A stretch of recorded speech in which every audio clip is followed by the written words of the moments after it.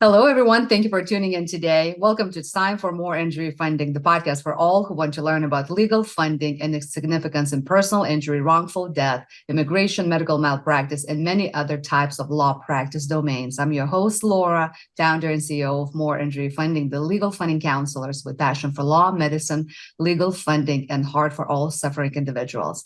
More Injury Funding is a sponsor, members, associate, or business partner of this podcast, Georgia Trial Lawyers Association, Academy of Truck Accident Attorneys, Sandy Springs Bar Association, Georgia Association of Paralegals, Atlanta Legal Aid Society, State Bar of Georgia, and Georgia Hispanic Chamber of Commerce. In today's episode, I have a special guest, attorney Ross Pitcoff with Pitcoff Law Group based in New York, New York. Welcome to It's Time for More Injury Funding podcast, Ross.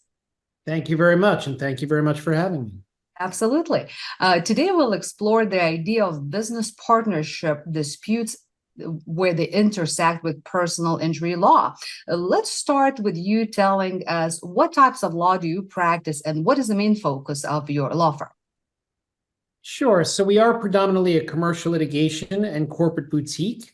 We help business owners resolve complex disputes between partners, shareholders, and third parties. So we deal with a lot of claims of disputes between owners of businesses, but also between disputes of business owners and third parties, claims for fraud, fiduciary breaches, unjust enrichment. And then between partners, we sometimes have to file emergency applications to get injunctions, et cetera. And there is a rather large overlap with personal injury and the business partnership disputes, but I'll let you ask the questions and I'm sure we can get to that in due time. That sounds good to me. So business partnership disputes can sometimes heavily impact the overall success and reputation of a business. How so? That's a great question. One of the big impacts that maybe people don't realize right away is that when two business owners are having a dispute, or if there are several business owners, it's often not just limited to them. So especially if you have employees of the company, if you have executives of the company, these disputes may start at the top internally, but it's often not long before it starts to go down the ladder, down to the entirety of the staff. And when you consider that in conjunction with the staff then getting nervous or uncertain about who's actually in charge, what the direction of the business is going to be, that can often lead into problems with interactions with customers. So the morale of the business can certainly get diminished rather quickly. The other side of the coin is when a litigation or a lawsuit's actually filed. Unless there's an arbitration clause where parties are not actually litigating in court, the public persona of the business can take an immediate hit the second there's a filing, especially if it's in federal court, because as you're probably well aware, PACER likes to track the status of cases, and the moment a filing takes place, it's going to come up in a Google search, and now the business's reputation can actually be shot. Interesting. And do you see a trend of some common causes of partnership disputes in business and partners eventually getting divorced per se? Absolutely. And of course, the issues can run the gamut. We've seen a number of different scenarios play out. Certainly one member or partner of a business taking money from the company bank account that's not authorized, so that's not a proper distribution, can often lead to a lot of major disputes that can wind up in liquidation. Companies or individuals taking the client lists and then opening a new business, competing with their prior business and starting to take off and siphon off the clients of the main business is a big issue. We've seen, believe it or not, scenarios where intellectual property, trademarks, trade secrets owned by the entity, one of the partners will take that and decide to set up a new entity and try and utilize the same IP or the same trade secrets for these new ventures. So there's many different ways that we see businesses break up, and sometimes it really is just a matter of personalities not aligning, but very often it's because you have one bad faith actor that just decides to do things that are not aligned with what the company is supposed to be doing. And now let's explore how do personal injury cases intersect with business partnerships and disputes. Can you give maybe a couple examples of this type of scenario? Sure. And, before I was a commercial litigator dealing with business disputes, I did insurance defense. So I guess I was on the opposite side of the aisle to a lot of the PI claims. But I think really where businesses and personal injury kind of merge is especially in the landlord-tenant scenario. So businesses will take on a lease. Often they're required to get insurance from the landlord, and they need to provide a defense to the landlord as part of any dispute that takes place. And so with respect to businesses, they need to make sure that the premises are maintained in a certain way. Litigating in New York, a lot of those issues tend to deal with the sidewalks in front of the premises during snowstorms. The tenant is often the one that's responsible for maintaining a clear sidewalk during a storm or thereafter. They need to also ensure that there is ingress and egress to the location of where the business is operating. And if somebody gets injured, if there's a slip and fall, a trip and fall, or anything of that nature, the landlord will get sued. The business owner is going to get sued as a tenant. And what's going to happen is they need to have a good insurance policy to ensure that counsel will be retained by the business through the insurance policy, so the business is not paying out of pocket. And that law firm is most likely going to not only provide the defense to the business owner as a tenant, but to the landlord as well. And we see a lot of claims come up where one of the partners was responsible for obtaining that policy, but they never did it. And so now internally in the business, there's a dispute over whether or not that failure arises to a fiduciary breach. And then now that company, regardless, is now defending an action that they have to pay an attorney for out of pocket, and it turns into an absolute nightmare. So bit of an interesting scenario where you can see a business partnership dispute, the idea that one needs to not only obtain coverage, but make sure it has the proper language for insurance. And now you have a personal injury claim that's being made because there is no insurance. The business has to actually fund a law firm to defend it. That's fascinating. What legal considerations, in your opinion, Ross, should businesses keep in mind when facing personal injury claims? Well, I think number one really comes down to making sure that there's a well-vetted insurance policy in place. They're going to want a general liability policy that not only covers them, it has a good coverage in terms of the amounts on a deck page showing that per occurrence, how much liability there's going to be. And they're going to want to make sure that the requirements of their lease with the landlord are aligned with what the insurance policy states. So if you take care of that, and then the tenant also ensures that they understand what they're responsible for as part of the lease, such as making sure that the sideways and ingress are clear, that's a great start to ensuring that they're not going to have to pay out of pocket for a potential personal injury claim. And then, of course, there's other standards and requirements and adhering to ADA responsibilities with respect to the interior of any business. But ultimately, there's a due diligence process that any business owner should ensure that they deal with when they take on a lease. So that way, if somebody does get injured, either insurance is going to cover the claim, or if it doesn't, that they know that they did everything in their power to avoid it. And avoid the injury, I should say. Okay. How can businesses protect themselves from liability in cases where personal injury is involved? That's a great question. Often it's really going to come down to a diligence process. Businesses should have checklists to ensure that everything associated with potential liability in their store, at the storefront, and right outside of their premises are up to standards. So if there's, again, issues with sidewalks or spaces between sidewalks, the business should immediately contact the city and have them come to either inspect or to try and perform repairs. If there's anything in the interior, such as cracks or defects within the business's premises, they should have that fixed right away. If there's any issues with loose fixtures, any lighting, anything on the walls, anything that's potentially not up to par, often businesses will say, we're not too worried about that. It's going to cost us X, Y, Z. So we're not going to take care of it. But then when somebody gets injured on the premises as an invitee, it becomes a significant problem. So crossing your T's, dotting your I's, making sure that the interior and exterior of your business are up to par. So that way people don't get injured in the first place. Okay. Do you recommend any strategies that can be employed to resolve partnership disputes amicably and prevent future conflicts?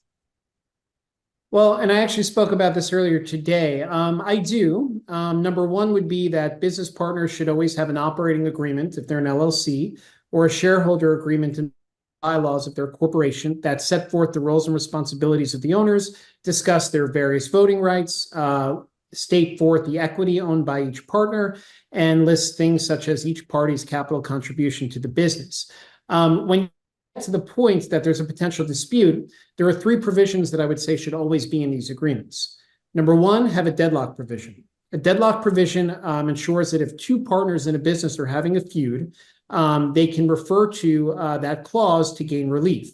And one mechanism would be in a deadlock provision. You have two partners, and now they've elected in their contract a third party, whether it's an advisor, an attorney, a CPA, who is agreed upon in their operating agreement will be the one to render a decision when there's a dispute. So if the two partners can't reach an agreement, they initiate the deadlock clause, the third party advisor comes in and makes a final decision.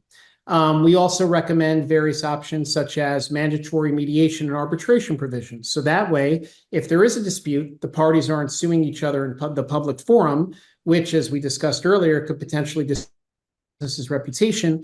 They first try and resolve it amicably via mediation. If that doesn't work, they go to arbitration. So that way a decision can be made that's not in the public eye. And a third factor that I always recommend considering is having a fee shifting provision in an operating document. A fee shifting provision ensures that the winning party in any dispute is able to collect attorney's fees. This winds up being of importance when you're dealing with a bad faith actor.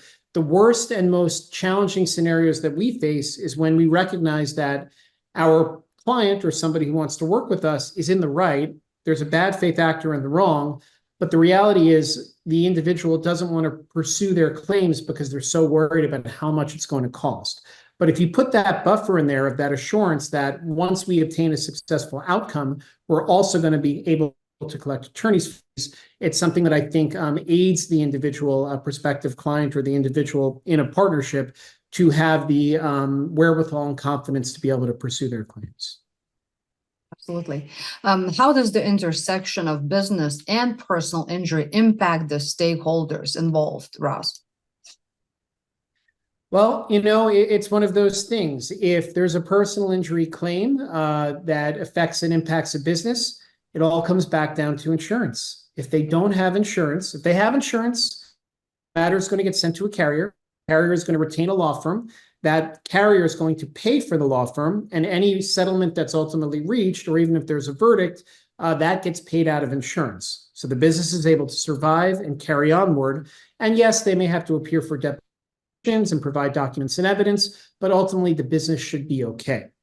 If there is no insurance in place, then they run the risk of spending 10, 20, 30, 40, 50, even up to $100,000 hiring a law firm and getting billed hourly for work that, had they had an insurance policy, they would never have had to pay for in the first place. So I think that is the biggest and most important aspect when it comes to business owners, protect themselves from personal injury claims, and how they can ensure that the business can remain unharmed if there is an injury claim at their premises. There must be some ethical implications of handling partnership disputes and personal injury cases in business. What are those?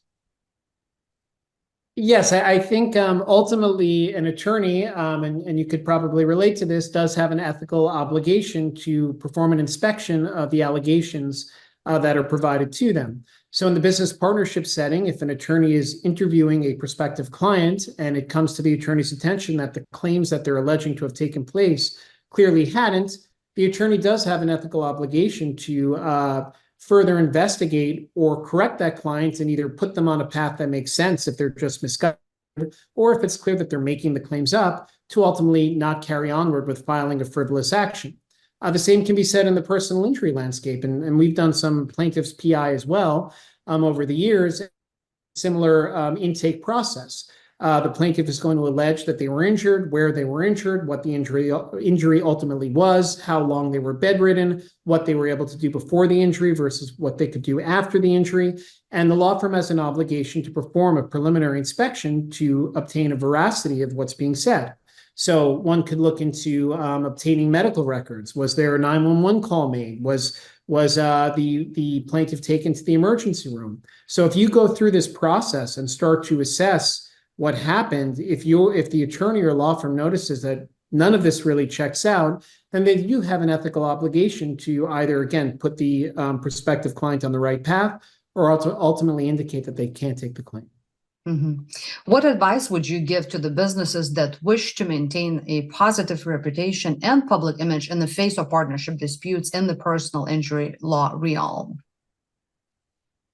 Well, I think it's easier said than done for business disputes. If there is a concern for reputational damage, then an arbitration clause in an operating agreement is always recommended.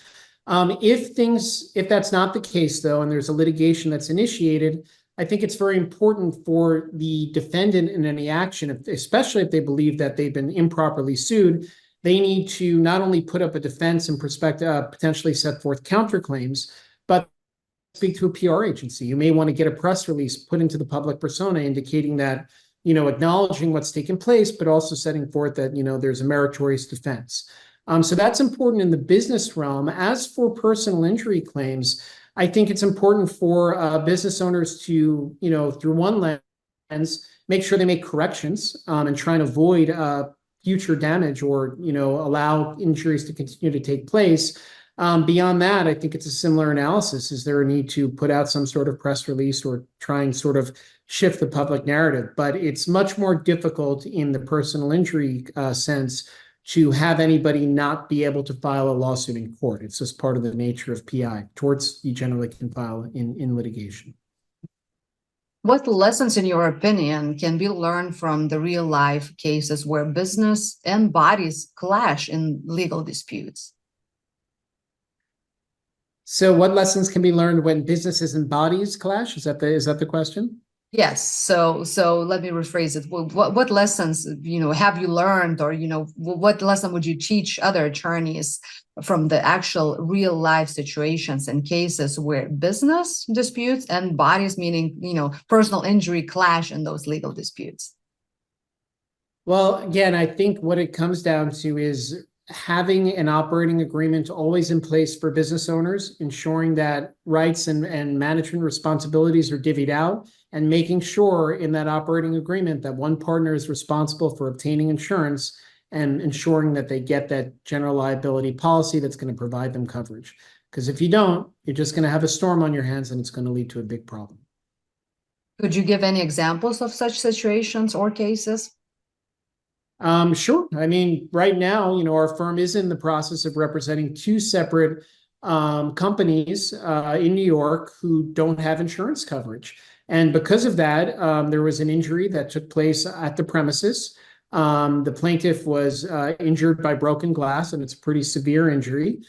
And there's a whole litany of allegations against the tenant and against the landlord. The tenant, which is the business that we represent, doesn't have any insurance. And so because of that, they are paying out of pocket, our firm. But also they need, under their lease, they have to provide a defense to the landlord. And because of that, they have to pay for the representation of the landlord as well, which is another law firm.